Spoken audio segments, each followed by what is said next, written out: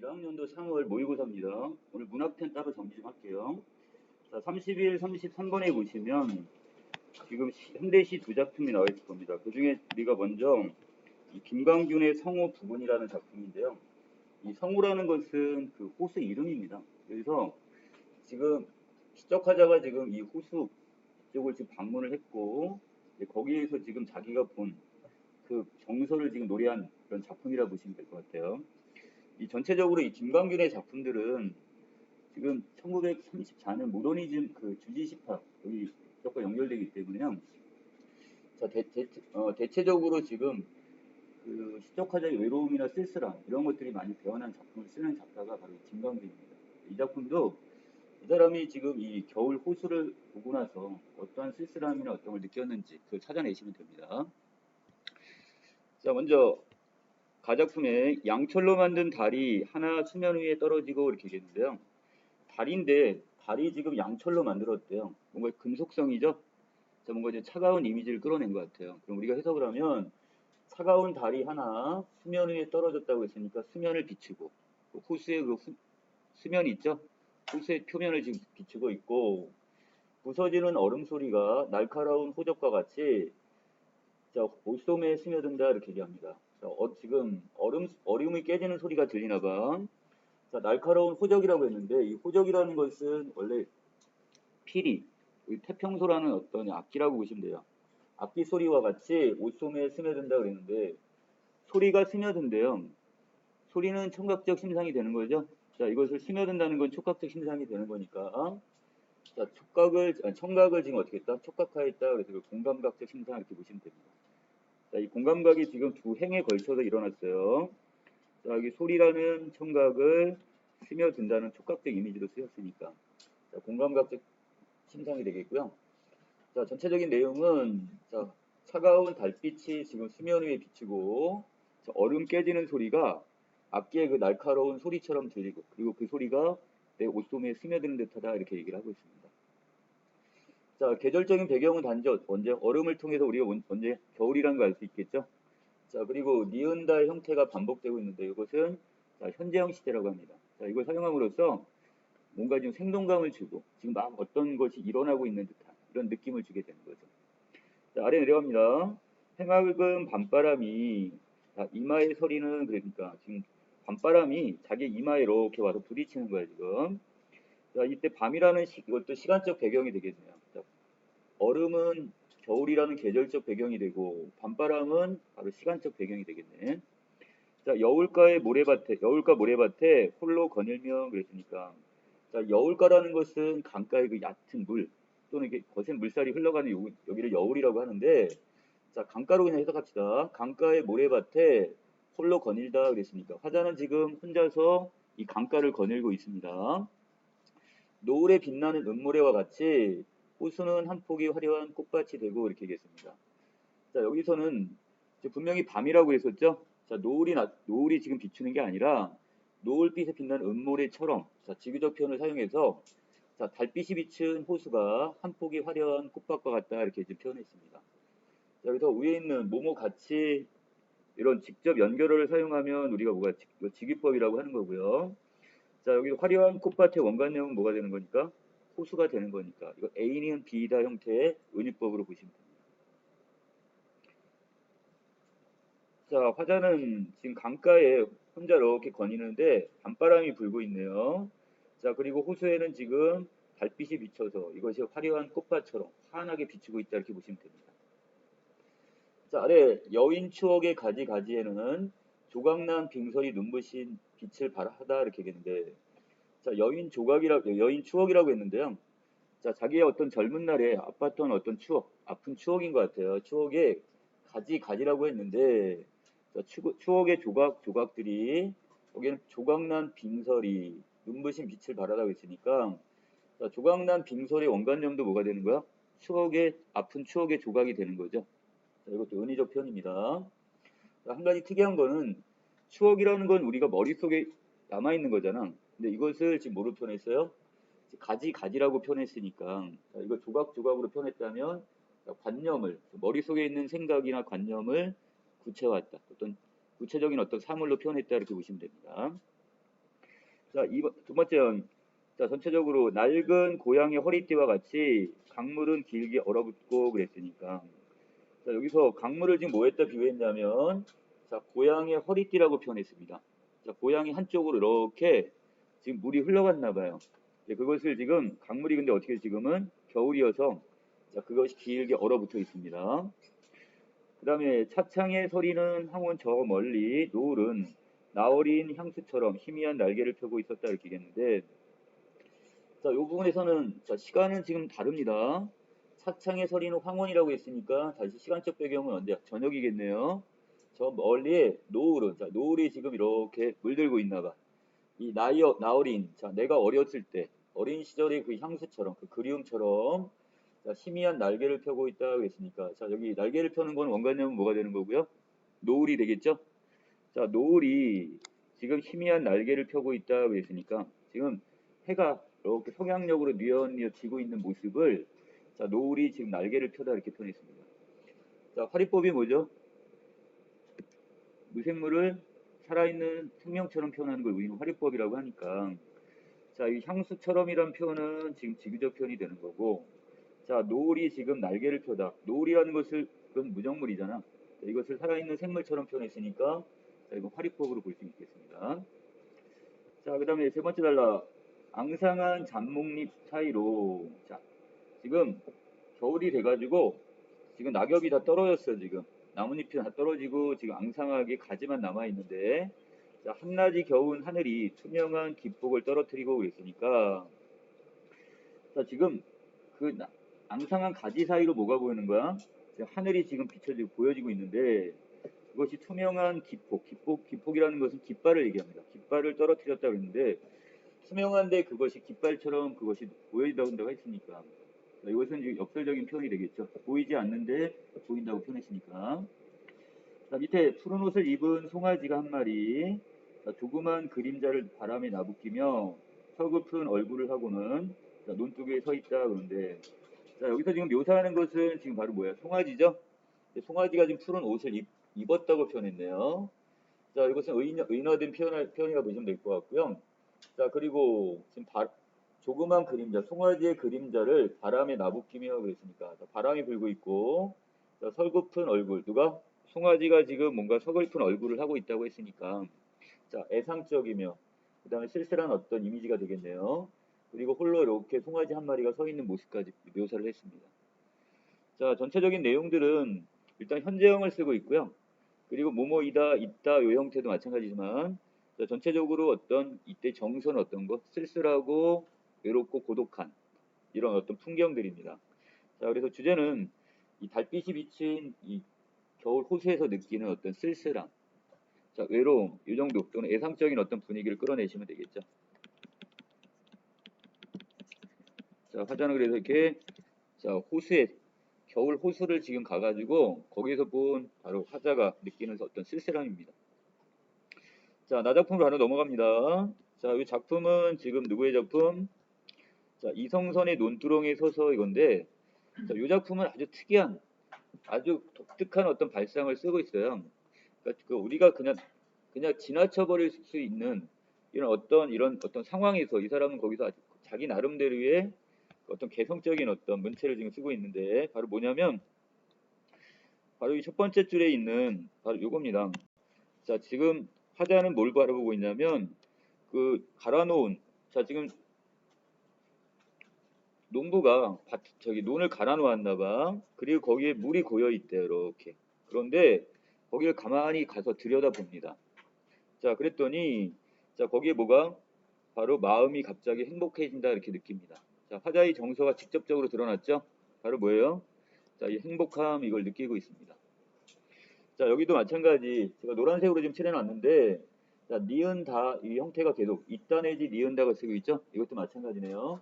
자, 현재형 시제를 사용했고요. 이걸 통해 어떤 생동감을 느낄 수 있겠고, 자, 다 이렇게 서술어의 맨 마지막 같은 의문으로 반복하고 있으니까, 자, 이것은 뭐가 된다?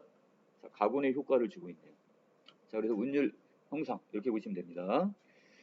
자, 화자는 바로 농고랑 어떻게 보면 되게 좀 좁은 물이야 지금 물이 조금 이렇게 받쳐져 있는데 고여있는 물을 보면서 화자는 지금 행복감을 느낀다고 해요. 자, 그리고 그 밑에 나뭇가지가 꾸부정에게 거기에 비춰지고 있고, 자, 그 다음에 누가 또 햇살이 또 거기에 이렇게 번지고 있고, 날아가는 새 그림자가 거기에 이렇게 또 고인물에 비춰지고 있습니다. 자, 같은 문장 구조가 반복되는 걸 우린 뭐라고 한다고요? 이걸 통사 구조의 반복이다 이렇게 얘기합니다. 자, 그 다음에 또 한 가지, 거기에는 누구의 얼굴도, 바로 화자의 얼굴도 그 물에 지금 비춰지고 있는 거죠. 자, 혼자가 아니네요 지금. 자, 아랫부분에 이런 얘기를 하네요. 늘 홀로이던 내가 예전에는 고독감을 느꼈단 말이야. 그런데 지금 그들과 함께 한다 이렇게 얘기했습니다. 그들은 누가 되는 거야? 자, 여기 나뭇가지가 될 수도 있고 햇살이 되기도 하고 새나, 이것들이 바로 이 자연물들이 다 같이 나와 함께 그 물에 비춰지고 있습니다. 그래서 함께 하고 있다. 바로 연대감을 느끼게 되는 거죠. 자, 어떤 나름대로의 어떤 공동체 의식을 느끼고 있어요. 그 밑에 누가 높지도 낮지도 않다 그랬으니까 다 평등해. 사람이라고 더 위에 있는 거고 자연물이라고 더 아래에 있는 게 아니라 다 똑같아. 같은 평등한 어떤 위치라고 보고 있습니다. 모두가 아름답다 그랬으니까 하나하나가 다 지금 어떻게 그만큼 평등한 것이고 다 같이 아름답다 이렇게 긍정적인 인식을 보이네요. 그 안에 나는 거꾸로 서 있다 그랬으니까 자, 물에 비춰진 나의 모습은 지금 거꾸로 보인대요 지금. 자, 그 다음에 오른쪽 거꾸로 서 있는 모습이 본래의 내 모습인 것처럼 아프지 않다 그랬으니까 그것도 나도 어떻게 화자는 이것을 원래 본래 나의 모양이냐 그걸 받아들이고 있습니다. 이것도 긍정적인 인식으로 보면 되겠네. 자, 그 다음에 산도 곁에 거꾸로 누워있다 그랬으니까 자, 여기 있는 산도 마찬가지죠.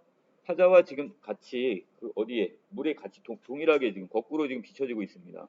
자, 산이 나의 옆에 누워있다고 했으니까 자, 의인법이 되겠네.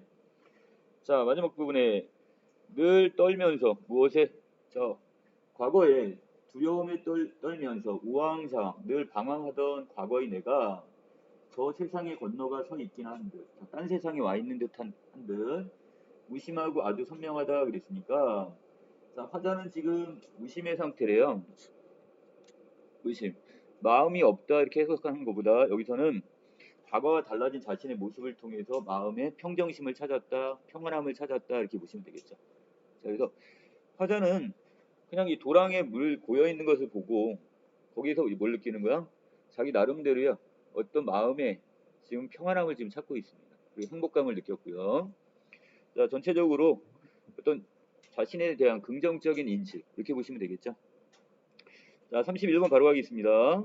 자, 가와나에 대한 설명이 적절한 걸 찾으라고 했는데 자, 둘 다 아까 뭐 니은 다의 형태나 다 있다 이런 다의 형태를 쓰고 있죠. 자, 전체적으로 현재 시제를 활용함으로써 자, 시적 상황에 주목하도록 지금 생동감을 느끼게 되고 그 시적 상황에 지금 몰입할 수 있게 해줍니다. 자, 답은 2번. 자, 32번에 가시면 네. 자, 여기서 아니죠. 그 화리법. 자, 날개를 펴고 있다. 어순 과거 시제네요 지금. 이건 안 돼요 지금. 그 부분에는. 하지만 전체적으로 지금 뭐뭐 하다. 자, 이 니은 다의 형태 여기 보이죠? 자, 그리고 또 여기서는 뭐뭐 빛을 하다 이 부분들. 자, 전체적으로 봤을 때 결국 맨 마지막에도 더 있어. 자, 서 있다 이렇게 썼으니까. 대체적으로 지금 현재형 시제를 지금 여기서 전개하고 있습니다.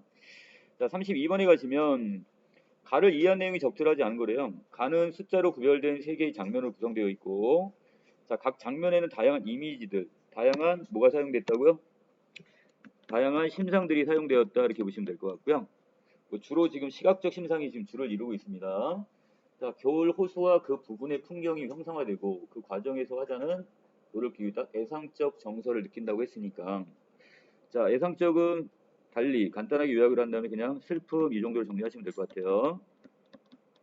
자, 슬픔의 어떤 정서를 느끼고 있다 이렇게 보시면 될 것 같아.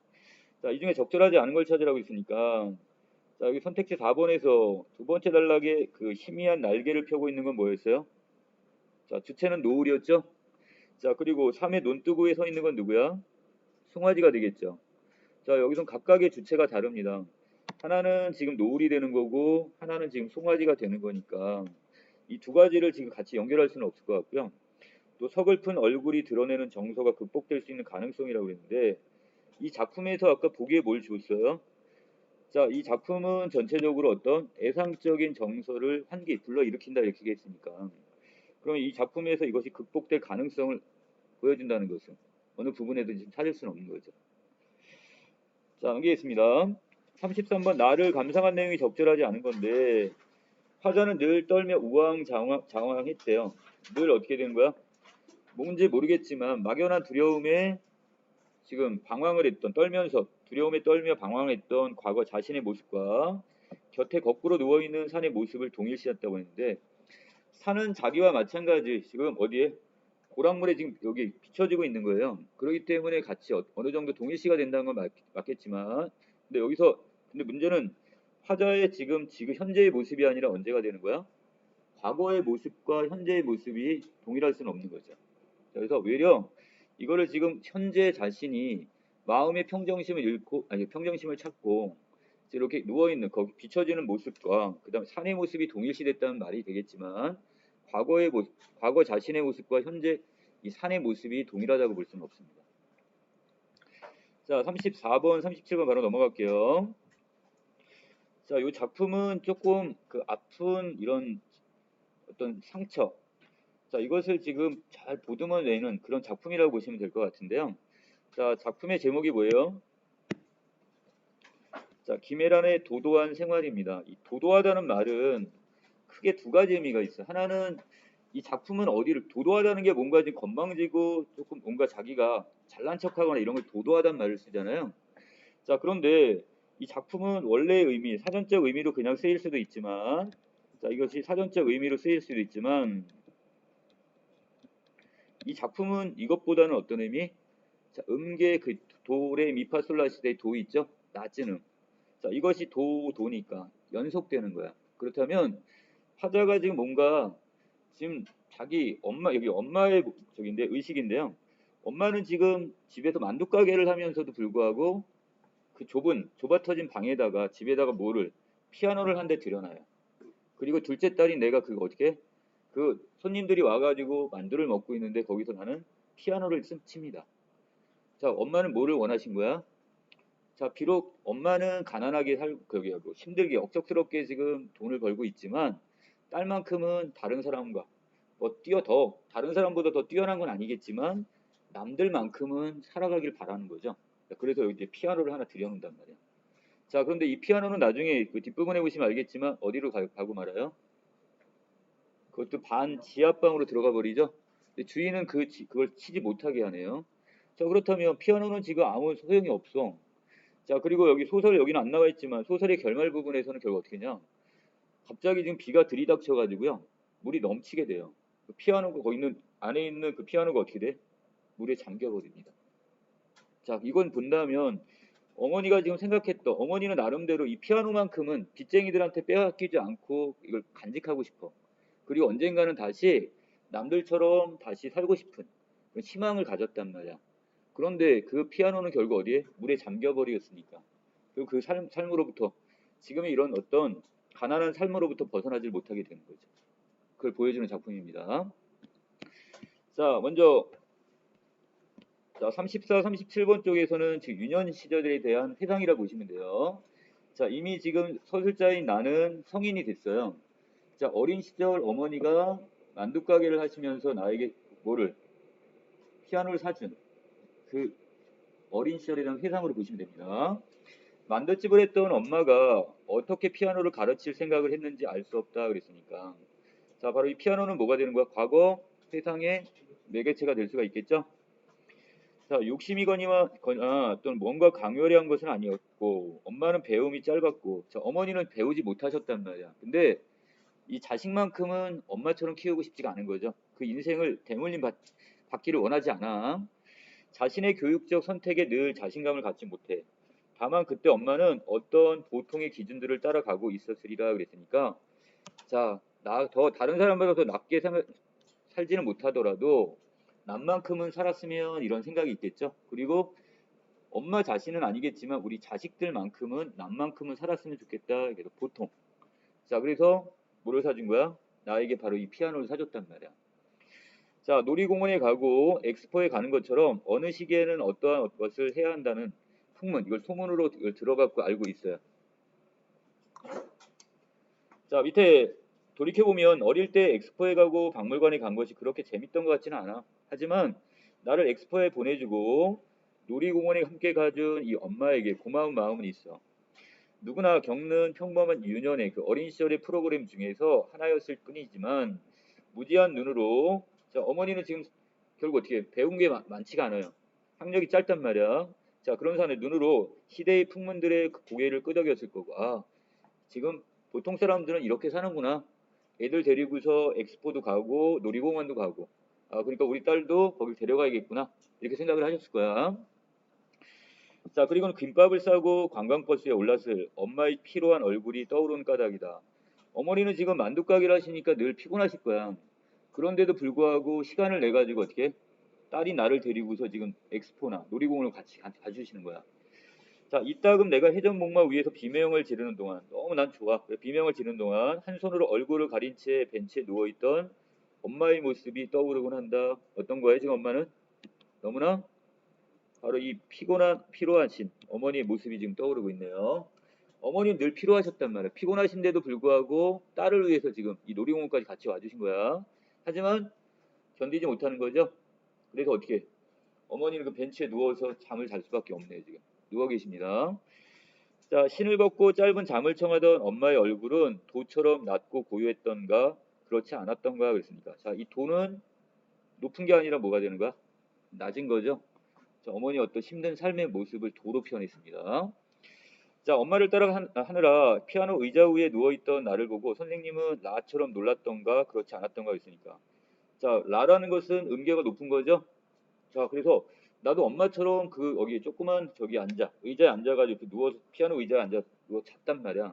그걸 누웠더니 그걸 보고 선생님이 깜짝 놀라셨다 이런 얘기야. 자, 일과 중에 가장 중요한 일이 엄마 100원만인 줄 알았던 때이긴 하지만 아주 어렸을 때예요. 결국 이때는 뭐만 군것질밖에 생각이 안 하고 엄마한테 늘 용돈 타가지고 이 군것질하는 거. 자, 이거밖에 없었던 그런 시기지만 나는 핸델이 없는 핸델이 방에서 음악을 했고 엄마는 베토벤과 같이 풀린 파마 머리를 한 채 귀머거리처럼 만두를 빚었어요. 자, 늘 엄마는 뭐 하고 있다고?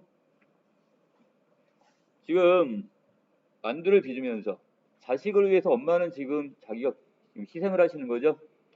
마치 동네에 음악학원이 생겼고 그다음 엄마의 만두가 불티나게 팔리던 시절이라 가능했던 일인지도 모릅니다. 자, 그리고 엄마는 나에게 지금 피아노를 사줍니다. 읍내에서부터 먼 길을 달려온 이 트럭에 자, 바로 집 앞에 섰을 때 엄마는 무척 기뻐하신 것 같아요. 왜? 자, 나도 그래도 딸을 위해서 이렇게 보통 사람처럼 이렇게 피아노를 사줄 수 있다. 여기에 대한 기쁨이겠죠? 자, 세탁기나 냉장고도 아닌 피아노라니 어쩐지 우리의 삶이 질이 좀 한 뼘쯤 세련돼진 것 같았다 이거니까. 엄마는 바로 이렇게 뭔가 지금 이렇게 우리가 만두가게는 하지만 그럼에도 불구하고 지금 어떻게 무시 안 당하고 지금 이렇게 살 수 있는 이걸 좀 생각을 했던 것 같아요. 피아노는 노릇한 원목으로 돼서 학원에 있는 것보다 훨씬 더 좋습니다. 좋아 보였고요. 원목 에 양각된 우아한 넝클 무늬, 은은한 광택의 금속 페달, 권본에 깔린 레드 카페는 얼마나 선정적인 빛깔이었던지. 자, 양각이 됐다고 했으니까 원목을 지금 원목에다 이렇게 새긴 거야 지금. 그래서 와 지금 되게 멋있고 이게 도드라지게 있죠? 우둘두툴하게 이렇게 이게 도들 새김을 했단 말이야 지금. 그래서 와 되게 멋있다 이렇게 생각을 했어. 자, 그것은 우리 집에 있는 가재들과 때깔부터 달랐어요. 자, 다만 좀 멋쩍은 것은 피아노가 어디라? 가정집 거실이 아니라 어디 들어가? 바로 어머니가 지금 운영하시는 만두가게 안에 누인다는 것. 자, 왜? 우리 집은 지금 따로 살림집하고 가게가 따로가 아니라 그 가게가 바로 뭐야? 살림집이기도 해. 그러니까 거기다가 지금 놀 수밖에 없는 거죠.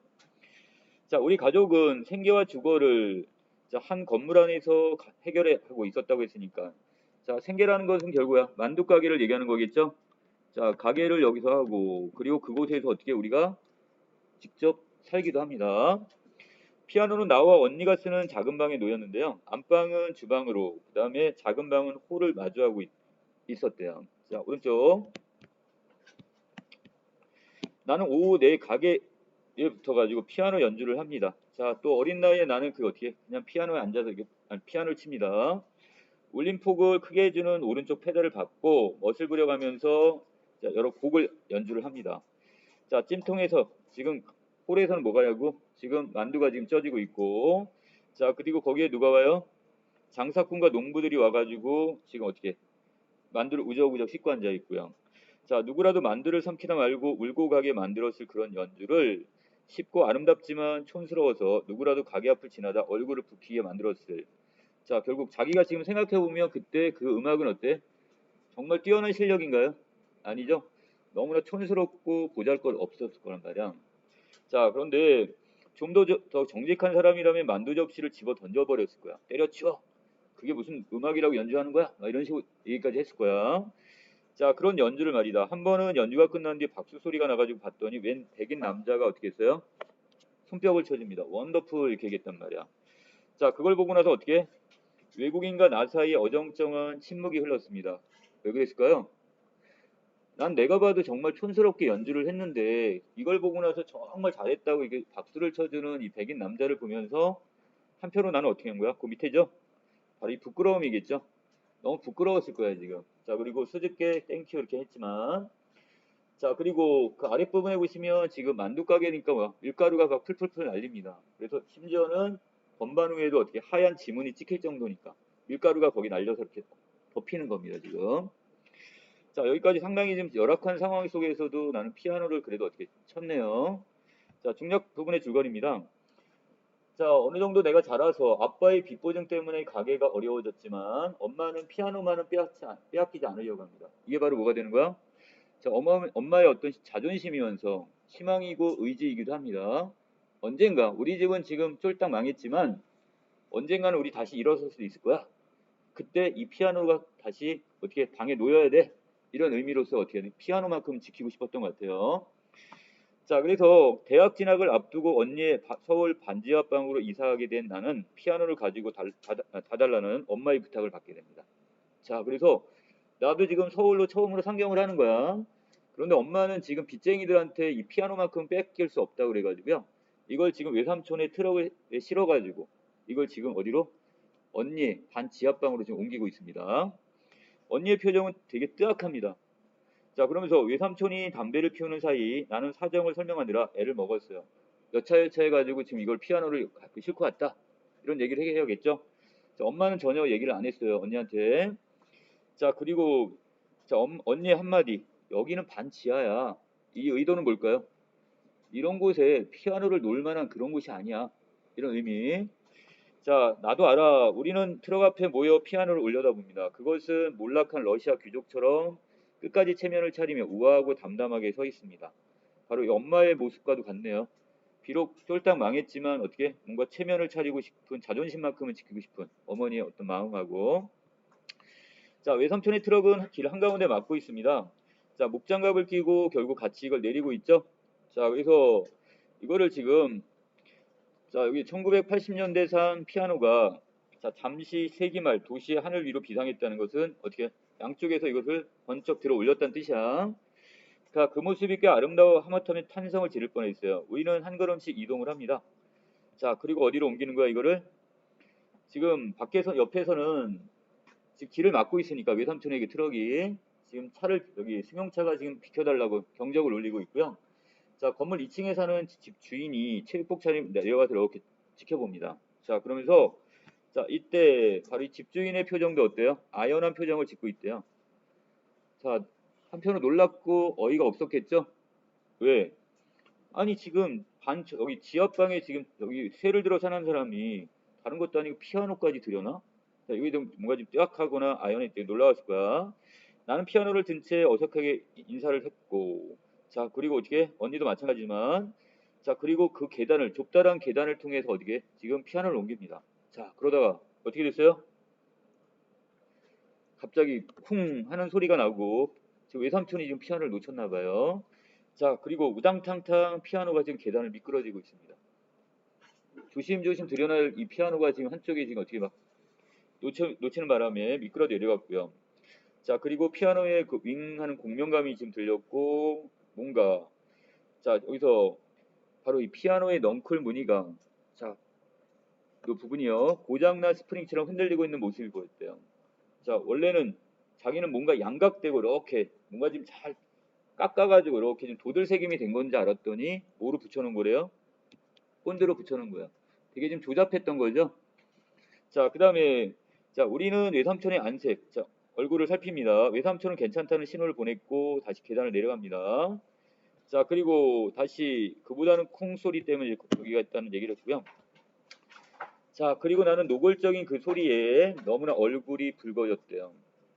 자기도 지금 언니의 그 좁은 반 지하방에다가 이 피아노를 옮기면서 자 거기서 부끄러움을 느끼고 있네요. 집주인은 어이가 없고 못마땅한 표정을 짓습니다. 자 그리고 나서 자 언니를 불러갖고 주인 남자는 뭐라고 얘기를 해요. 한참 지금 뭔가 실랑이를 하고 결국 관리비를 더 내겠다고 좀 단서를 달았고요. 자 더 나가서 자 피아노를 절대 치지 않겠다. 아니 피아노를 들여놓으면서 피아노를 치지 않는다는 것도 이것도 말도 안 되는 거죠. 자 이런 조건을 달고 집주인을 돌려보냈습니다. 자 결국 집주인은 돌아서며 한마디 하네요. 아니 자, 치지도 않을 피아노를 왜 갖고 다녀? 막 이런 식으로 약간 지금 빈정거리는 어떤 말투겠네. 자 여기까지 내용. 자 그래서 어떤 예전에 그 아팠던 과거에 그 가난했던 옛날의 어떤 추억 그리고 어머니가 지금 어떻게 어머니는 나름대로 이 피아노와 얽힌 자기 나름대로 자존심 내지 희망이 있었지만 이것은 나중에 산산이 무너지고 맙니다. 자 34번에 윗글의 서술상 특징을 물어봤으니까 자 이 작품에 나는 이 작품 주인공이면서 나의 어떤 심리 위주로 지금 정리가 되겠죠 중심으로. 자 5번에 보시면 이야기 내부의 서술자가 인물의 행위를 묘사하며 자신의 내면을 드러내고 있으니까 1인칭 주인공 시점. 자 35번에 가입니다. 이 중에서 기억 미음 중에 적절하지 않은 건데 자 디귿은 앞서 언급한 내용을 부연했다고 했는데 부연이란 말의 뜻이 뭐죠? 부연? 자 보충 설명하는 거. 자 이걸 부연한다 이런 말을 씁니다. 자 한번 가볼까요? 디귿.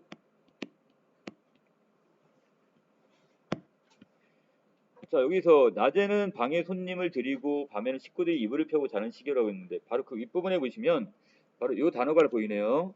자 우리 가족은 생계와 주거를 한 건물 안에서 해결했다에 대한 보충 설명으로 보시면 되겠죠. 자 그렇다면 부연 설명은 당연히 맞아요 지금. 자 그런데 자, 이것이 그 뒷부분에서 자신의 경험에 대한 폭이 확장되었음을 강조한다 그러는데 그렇다고 내가 경험의 폭이 더 넓어진 건 아니죠. 자 그래서 이 뒷부분이 좀 잘못됐네요. 자 36번에 가겠습니다. 자 A와 B를 바탕으로 윗글을 이해한 내용이 적절하지 않은 건데 자 A는 만독 가게고요. B는 반지하입니다. 자 그러면 자 여기 2번 A에서 나는 손뼉을 치는 사람이 부끄러워하는 모습을 발견하고는 자 부끄러워하는 게 아니라 그 사람 원더풀 외쳐줬어요. 자 그래서 어떤 그 만두가게 소녀가 딸내미가 지금 자기 방에서 지금 피아노를 치는 걸 보고 나서 어떻게 자, 어떤 의미인지 모르겠어. 그것이 정말 좋아서 박수를 치는 것보다는 아니죠 분명히 아까 촌스럽다고 했으니까 실력은 보잘것없지만 거기서 치는 그 모습 자체에 그냥 박수를 보내준 것 같아요. 어떤 연민의 박수일 수도 있고요. 좀 격려의 박수일 수도 있는데 자 그런데 그 부끄러워하는 것은 누구야? 외려 나죠. 그러니까 여기서 지금 손뼉을 치는 사람이 부끄러워하는 게 아니라 서술자인 나이가 부끄러워하고 있다 이렇게 보는 게 맞습니다. 자 그다음 37번에 자 보기 부분입니다. 엄마가 내게 사준 피아노는 엄마가 꿈꾸었던 도도한 생활의 상징으로 부모로서 자녀가 누리기를 희망했던 삶의 기준 남들만큼 좀 살기를 바랬던 엄마의 마음일 거야. 나는 성년이 되면서 엄마가 애써 마련해준 환경에서 벗어나 새로운 환경에 직면하게 되는데 이 환경은 나의 욕구를 제한하고 지금까지 내가 살아왔던 환경을 재평가하도록 합니다. 자, 윗글은 이러한 과정에서 인물이 겪는 각성의 순간을 포착하고 있다 이렇게 보시면 돼요. 자, 그래도 엄마가 그래 나를 위해서는 해줬지만 내가 직접 사회에 나와 보니까 더 어려운 거 결국 많은 장애물들이 앞에 놓여 있겠죠. 그러면서 이제 어머니가 아 피아노를 사준 이유가 이런 거구나 이거 새롭게 이제 느끼게 되는 부분입니다.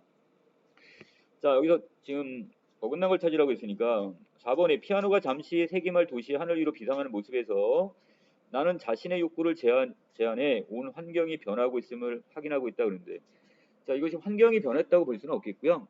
이걸 지하방으로 옮기기 위해서 그냥 양쪽에서 외삼촌과 함께 이거 드는 모습일 뿐입니다 지금. 이걸 여기 더 나가서 환경의 변화까지 가는 건 너무 확대 해석입니다. 자 넘기시고 자 38, 41번에 가겠습니다.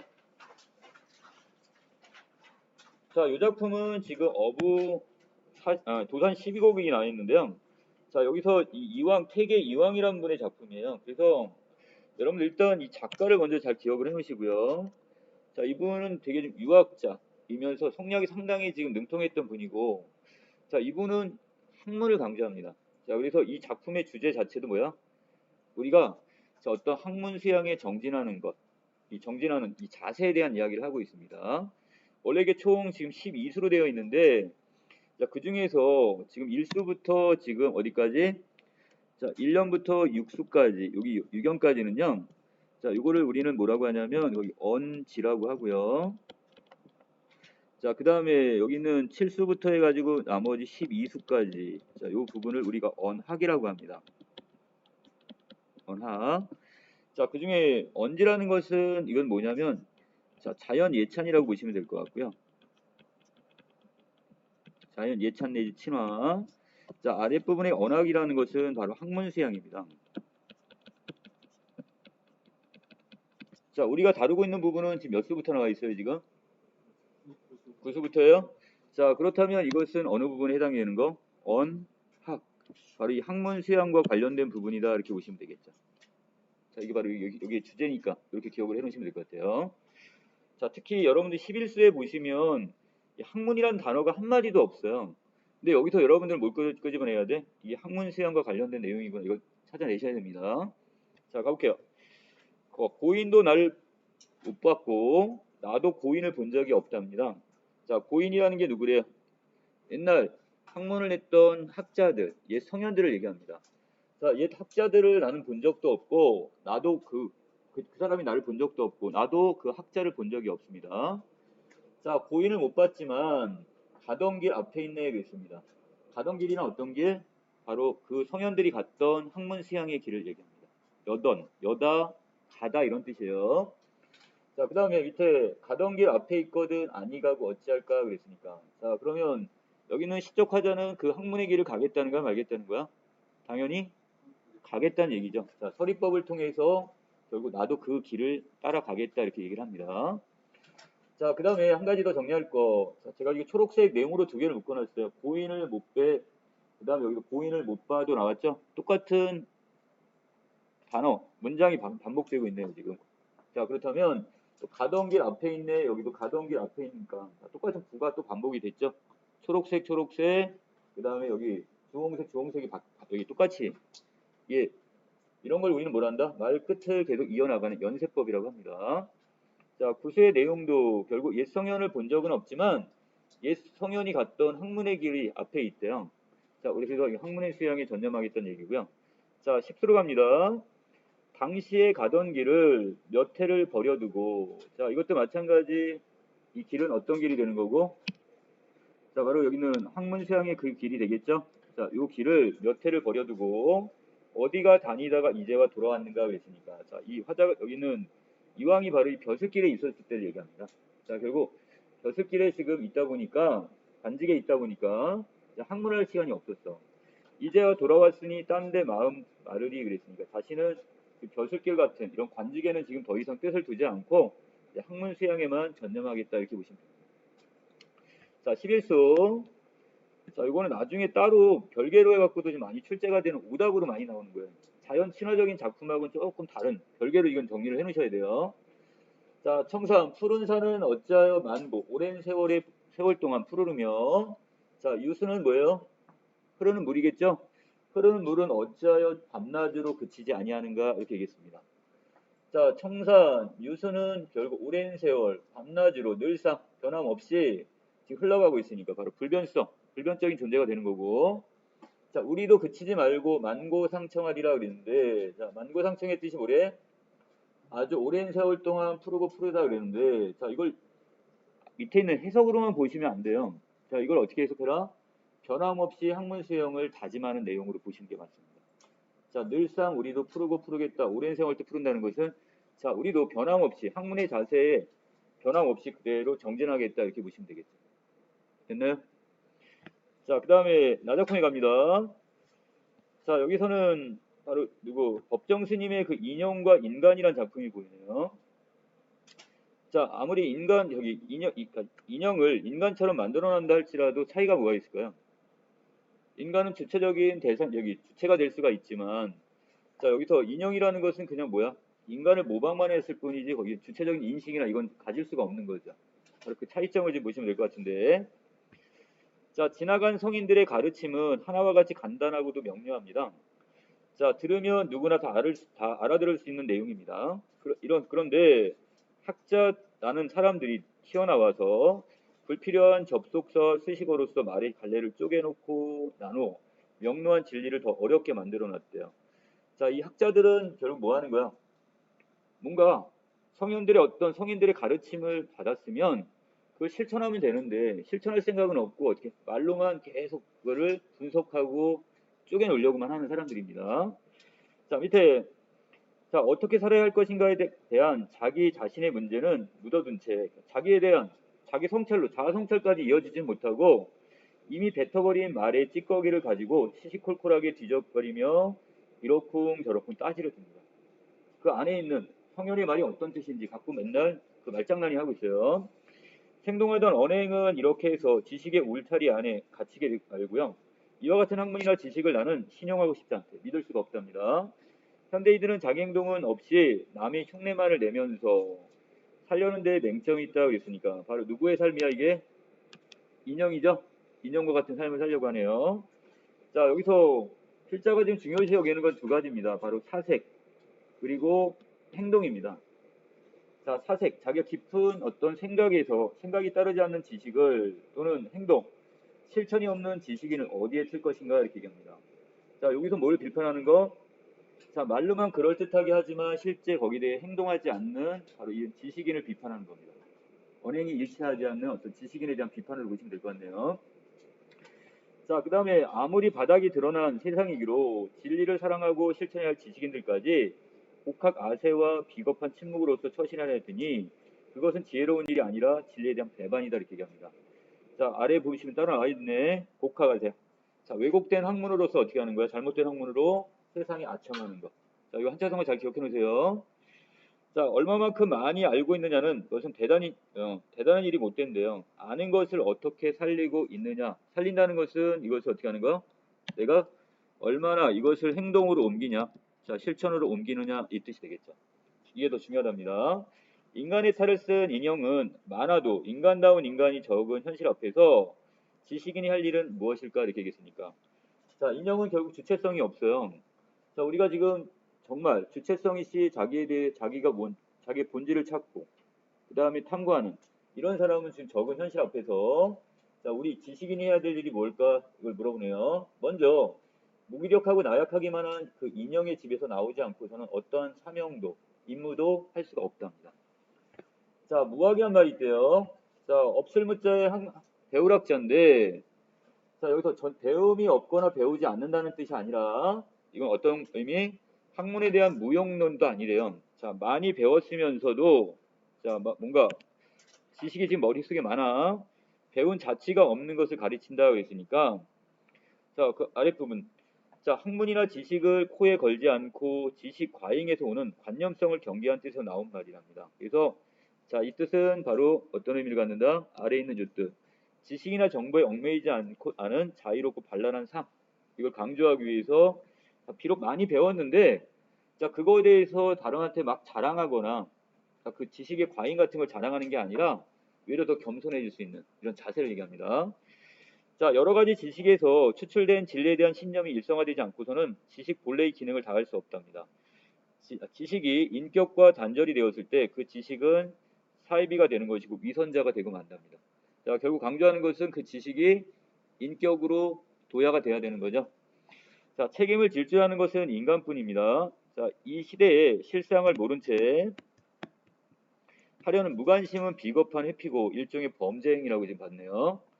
자, 사랑한다는 것은 함께 나누어 짊어진다는 뜻이 되겠고요. 자, 우리에게 우리 이웃의 기쁨과 아픔에 대해 나누어 가질 책임. 자, 이게 바로 지식인들한테 있다는 얘기네요. 우리는 인형이 아니라 살아 움직이는 인간입니다. 우리는 끌려가는 짐승이 아니라 신념을 가지고 당당하게 살아야 할 인간이다 이렇게 얘기했으니까 결국 자, 주체적인 어떤 삶.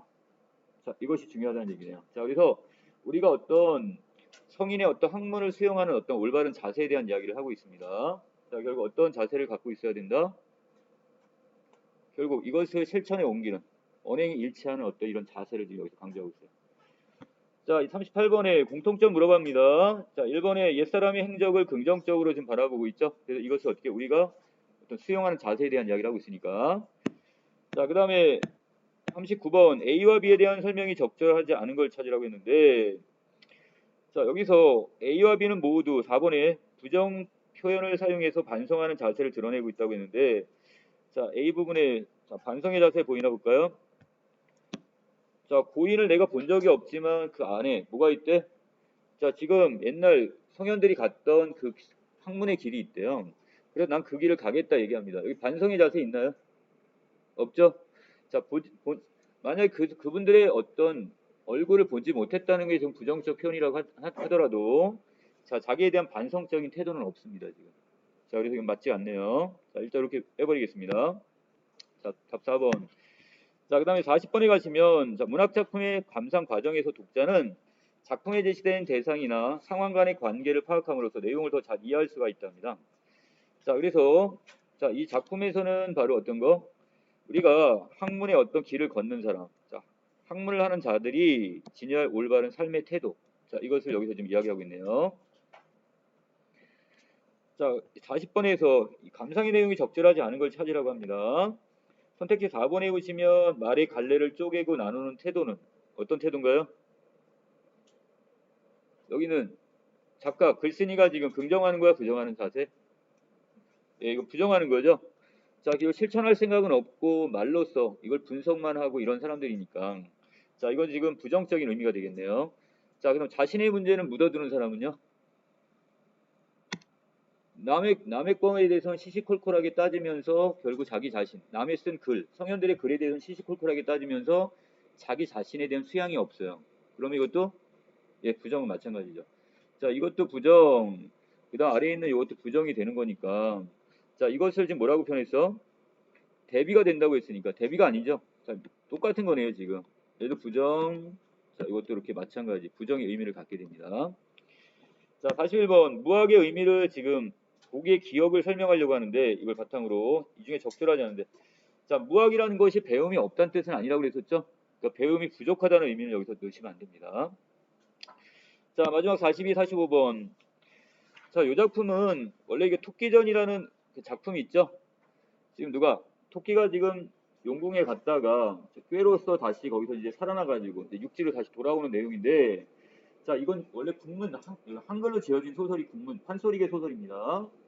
자, 그런데 여기다가 송사가 소라, 그 소송이 있죠, 소송. 그 법정 소송과 연결되는 설화를 이걸 가미해가지고요. 토공전이라는 작품, 이거는 한문으로 개작된 소설입니다. 한문 소설 이렇게 바뀌게 되는데, 자, 먼저 앞에 부분에 각설 이렇게 나옵니다. 각설. 자, 그래서 우리가 어떤 자, 어떤 시간을 전환시키거나 할 때 쓰는 게 바로 각설이에요. 자, 고점속에서 많이 쓰는데요. 자, 토끼는 만수산에 들어가 바위 구멍에 숨어 사니, 자, 어떻게 용궁에 갔다가 이제 꾀를 내 가지고 지금 빠져나갔습니다. 탈출을 해 가지고 지금 이 만수산에 들어가 이제 바위 구멍에 살고 있는데, 자, 이때 가끔 가다가 누구 용왕의 말이 귀에 들리는 것 같아요. 아직도 그때 그 트라우마가 남은 것 같아. 자, 그리고 용궁의 경치가 눈앞에 삼삼하여 기쁨을 이기지 못한 채 마음에 생각하기를, 내 만수산의 일개 토끼로서 간사한 놈, 바로 이 별주부의 꼬임에 빠져가지고 내 거의 죽을 뻔했지. 그러나 두세 치밖에 안 되는 혀로서 내 어떤 꾀로서 만승의 임금을 유혹하여 용궁을 두루 구경을 하고 만수산으로 돌아왔으니 비록 소장의 구변이나 양평의 지혜라도 이보다 낫지는 않을 거야.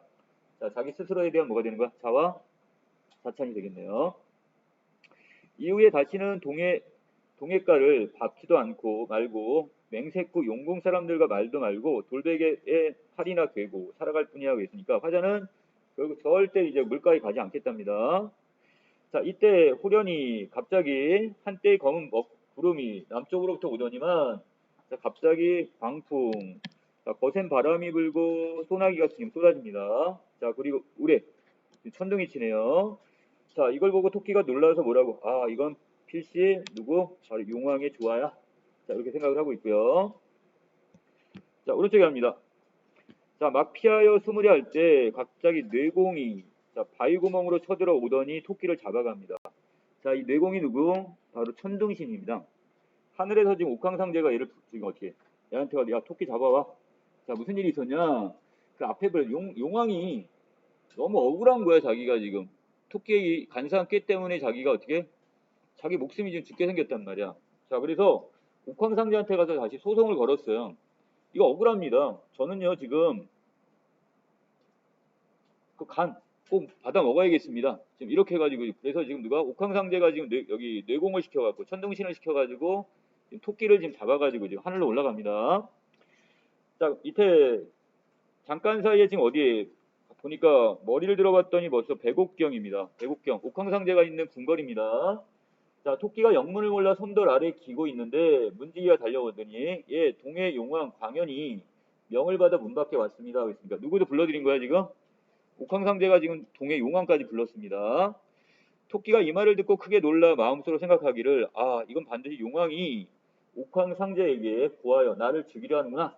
지난번에는 내가 어떻게 내가 꾀로서 죽을 고비를 넘겼지만 이번에는 죽음을 면할 수 없겠구나 이 생각을 합니다. 속으로 하고 머리를 구부리고 턱을 고인 채 말없이 정신 나간 듯 있더니 자, 조금 있다가 전상에서 전각 궁전 위에 누가 위에서 한 성관이 부릅니다.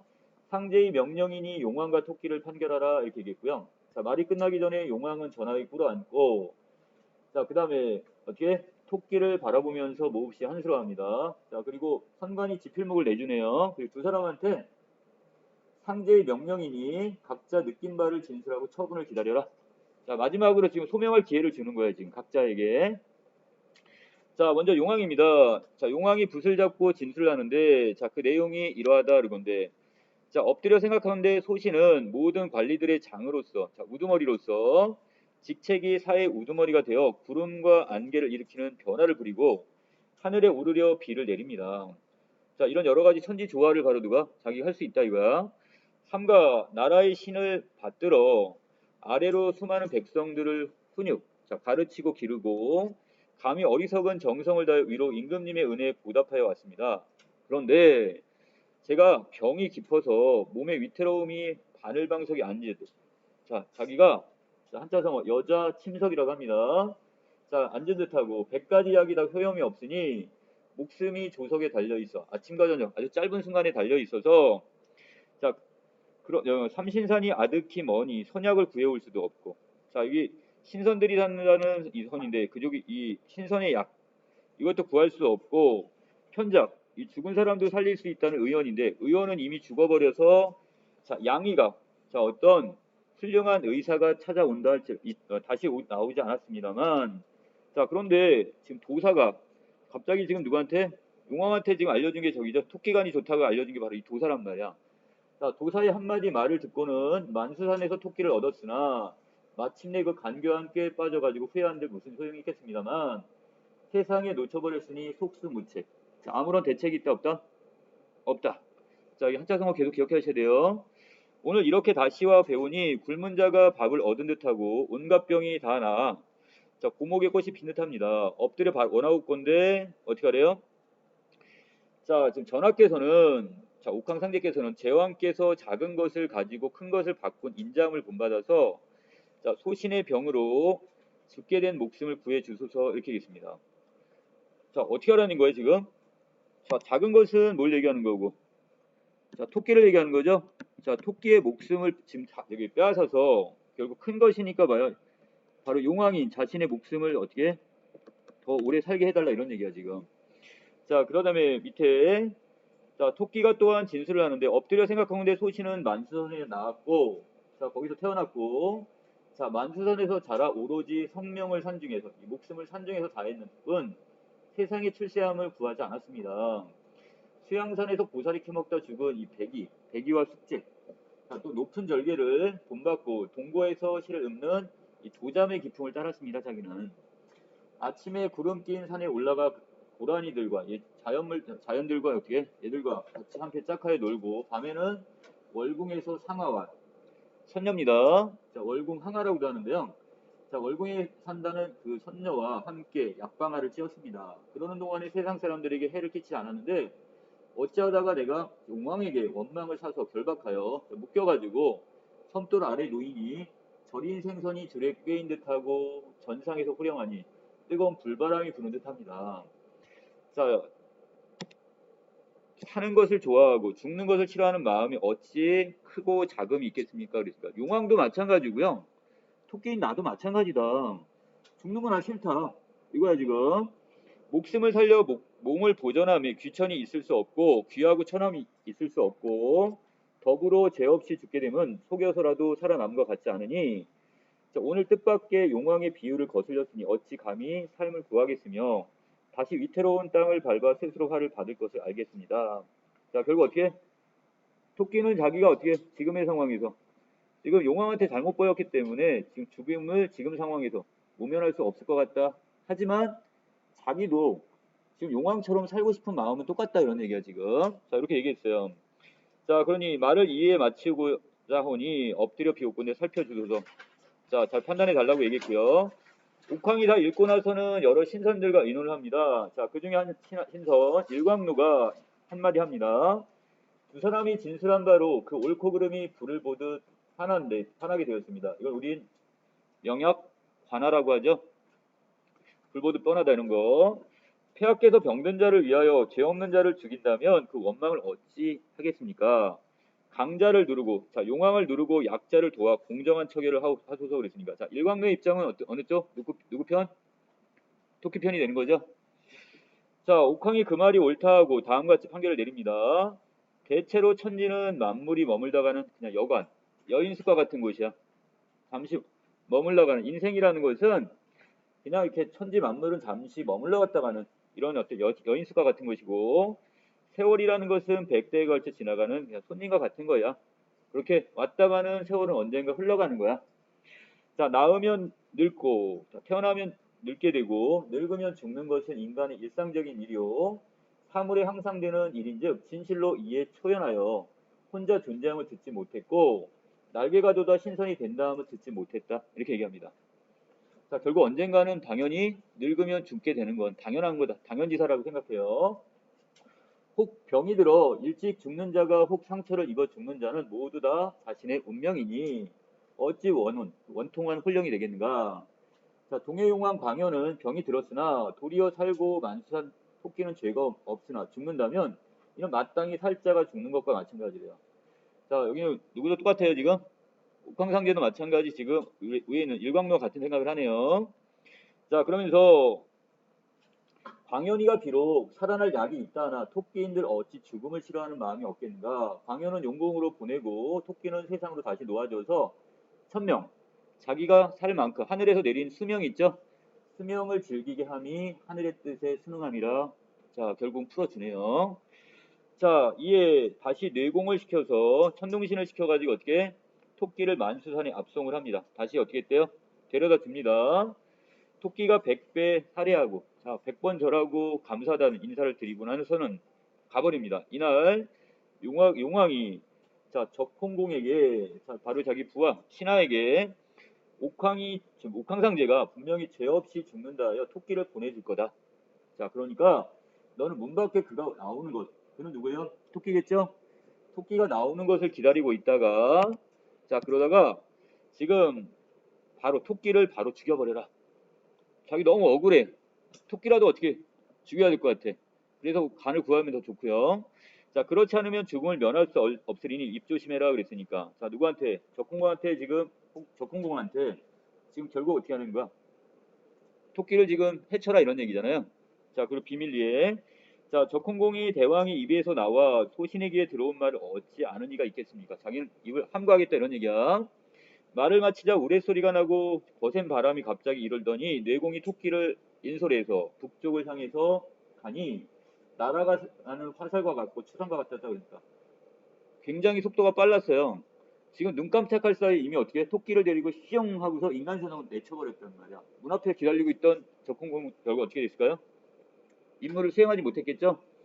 자 아랫부분 적공공이 감히 손도 못 대고 자 손을 놓고 물러가니 용왕이 크게 탄식을 합니다.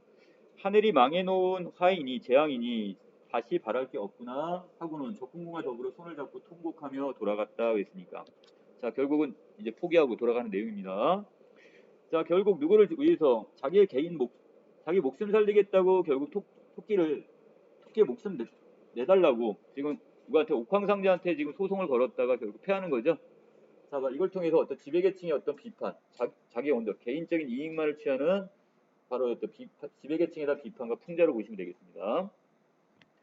자, 42번에 윗글을 이해한 내용이 적절하지 않은 건데, 자, 만수선에서 토끼는 갑작스러운 날씨 변화가 옥황 때문이라고 생각했나요?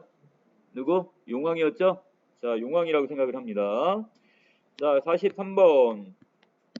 A와 B를 비교했습니다. 이 중에 적절하지 않은 걸 그랬는데, 자, 둘 다 여긴 다 잘못됐는데요. A 부분에서는 지금 어떤 상황이었는데,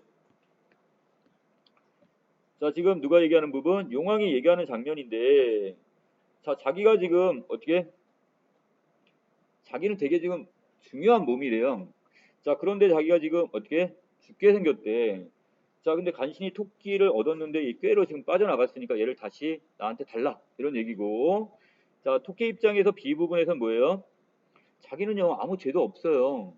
자, 이런데 결국 목숨이라는 것은 결국 누구나 사람이나 아니면 여기 용왕이나 자기나 큰 차이가 없다고 그랬.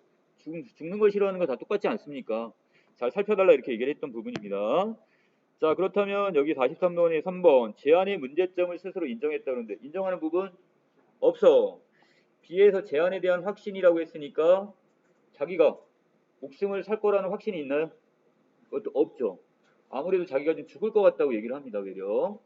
자, 그래서 답은 3번. 44번에 자, 적절하지 않은 겁니다. 윗글은 토끼전을 고쳐 쓴 한문 소설로 재판을 통해 갈등을 해결하는 이런 설화를 우리는 뭐라 한다? 총사설화다 이렇게 얘기합니다. 자, 용왕과 토끼는 옥황상제가 주관하는 재판 상황에 놓이게 되고 이 상황에서는 지위의 우열보다는 여기서 진술의 우위가 판결에 영향을 미치게 됩니다. 자, 이 판결의 내용은 지위의 높고 낮음보다는 생명의 가치를 존중한 작가의식이 잘 여기 반영되었다 이렇게 보시면 되겠네요.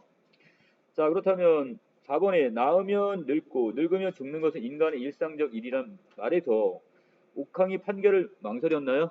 아니죠? 자, 여기는 지금 자기 신하의 말을 듣고는 그래 맞아. 다 똑같아. 저 사람이 생명이라는 건 누구나 다 똑같이 중요한 거야. 자, 이렇게 얘기하면서 자, 판결을 그냥 내렸습니다. 그렇기 때문에 망설이는 부분이라는 건 전혀 없어요. 45번에 C의 서사적 기능을 물어봤는데 자, 맨 마지막 부분에 지금 뭐 하는 장면이야? 자, 아무래도 지금 자기가 생각한 것처럼 지금 이것이 일이 돌아갈 것 같지가 않으니까 자, 적공공을 불러가지고 지금 얘를 죽이려고 하는 장면이죠, 토끼를. 자, 그런데 나중에 실패를 하게 되는데 자, 이걸 통해서 결국 바로 이 지배계층의 어떤 탐욕, 이걸 비판하는 어떤 주제의식과 연결된다고 본다면 자, 용왕의 시도가 실패할승을 보여주어서 주제의식을 더욱 강조.